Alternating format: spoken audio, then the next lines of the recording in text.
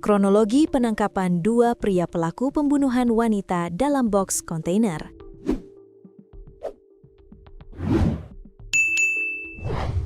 Warga Jalan Menteng 7, Kecamatan Medan Denai, Kota Medan, Sumatera Utara, digegerkan oleh penemuan mayat seorang perempuan muda. Identitas korban akhirnya terungkap.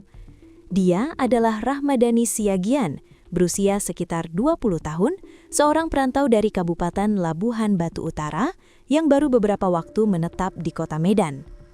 Rahmadani yang akrab disapa Rahma diketahui bekerja di sebuah toko ponsel di Kota Medan. Selama tinggal di Kota Medan, ia menetap bersama orang tua sambung dan saudara tirinya. Menurut keterangan keluarga, Rahma sudah 2 hari tidak masuk kerja.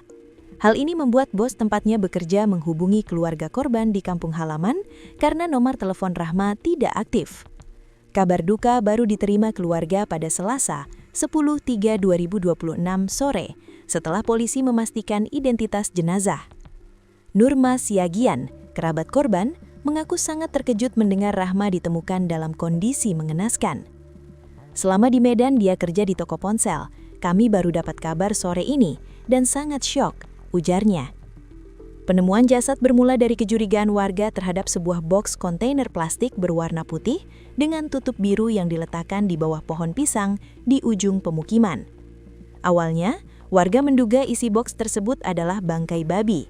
Namun setelah dibuka, mereka menemukan tubuh manusia yang terbungkus karung dan kain. Suwardin, salah satu saksi, menceritakan bagaimana warga akhirnya memberanikan diri membuka box tersebut.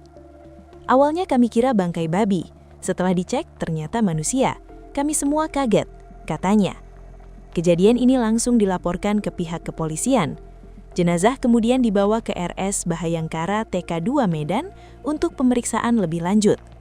Sejumlah warga mengaku sempat melihat seorang pria mengenakan jaket ojek online datang ke lokasi dengan sepeda motor.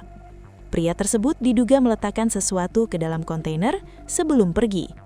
Kesaksian ini menambah dugaan bahwa korban dibuang oleh pelaku yang menyamar sebagai pengemudi ojek online. Banyak warga yang lihat ojol datang ke sini, lalu meletakkan sesuatu di kontainer itu, ungkap Rinto, warga setempat.